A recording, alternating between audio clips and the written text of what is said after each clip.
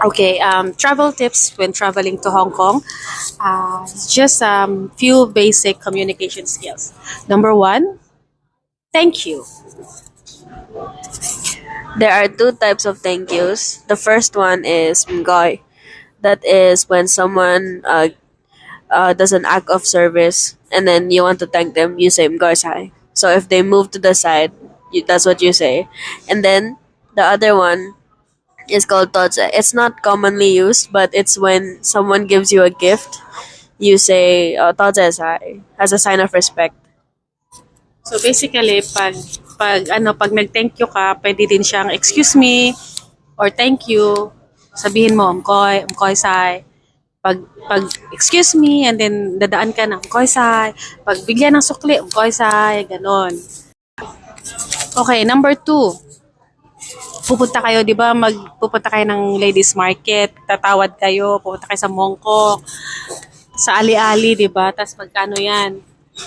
So, how much? Um, you say 幾多錢? Or, may mga Pilipina, kasi sa kanya, dito siya nakatira, dito na yan lumaki. Kaya napaka-polite. Mkoy. So, kailangan mo i-catch yung attention. So, yung mkoy, pwedeng thank you, pwedeng excuse me, pwede din to catch attention. So, kunyari, yung sales lady, sabihin mo, mkoy, kay China. Kay China. Shortcut lang yan. Pero yung proper term niya is, 幾多錢? di ba, ang haba? So, kay China. Ganon. So, tandaan, kay China. Number three, yung tawad nila, yung pera nila is yung $20, $10 at saka $20. Kailangan tandaan mo yan kasi medyo kahit ako naguguluhan. $10 at saka $20. Minsan kasi basta pag pupunta ka ng mga market, may sapman. Sapman, may sisigaw na ganon. So, ang ibig sabihin nun, lagi mo yung maririnig, sapman or $20 is, Yaman. yaman. Sapman, may ganon. Maririnig mo yan lagi sa market. So, ibig sabihin, pag $10 is, Sapman. pag $20 is, Yaman. yaman. Ganon. Tandaan mo lang yung dalawa at saka yung pangatlo na $30 kasi 10, 20, 30, lagi mo yung maririnig sa kanila. So, pag $30 is, Sapman or saman. di ba? Pero lagi mong maririnig yung saman. Saman. Saman. And then sapman, di ba? Parang nakuguguluhan ako dyan, sapman. Sapman. Magaganon ako, naguguluhan ako, kaya pakinggan nyo lang mabuti.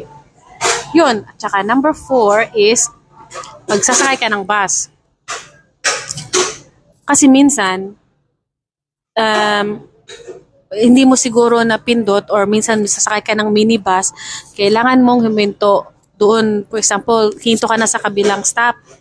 So, kailangan mong sabihin sa driver yun. So, ano nga ba ang sabihin ng sa next station? Doon ako bababa. Hindi pwedeng MTR version, iba sa MTR .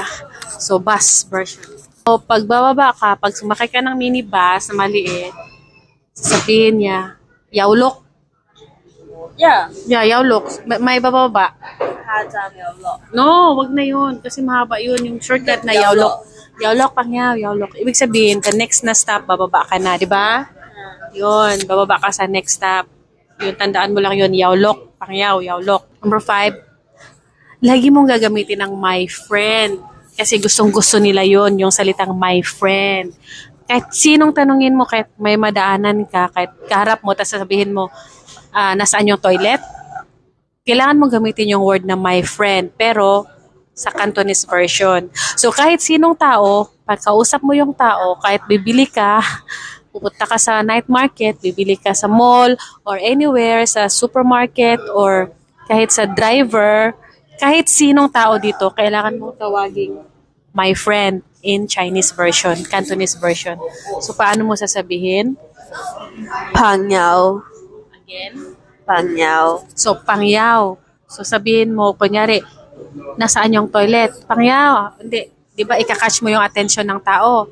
Mkoy, pangyaw. Oh. nasaan yung toilet? Where's the toilet? Marami kasi minsan hindi nila alam yung toilet. Pero mostly alam nila, di ba? Yung lang. So, yun lang.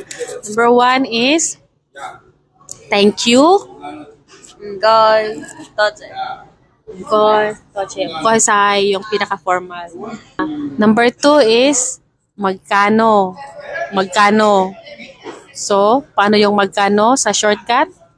Keichin. Keichin. Keichin. Number 3, yung pera nila na kailangan mo lang ma-memorize yung tatlo, yung $10, $20, at saka $30. Ano nga yun? Sapman, yaman, saman. Yun, sapman, yaman, saman.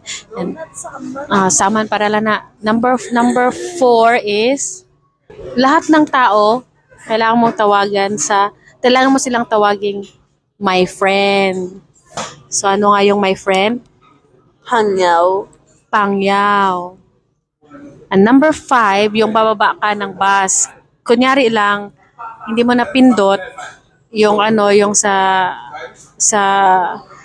ano ba yun? Hindi mo napindot yung bell sa bus, pero most likely, pipindutin talaga yan.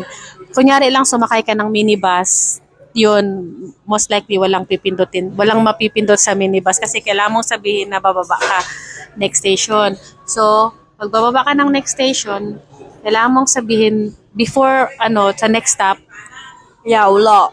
Yawlok. So, ganun din. Yung driver, pangyaw, Yawlok. Yun. So, sana nakatulong ako. Bye!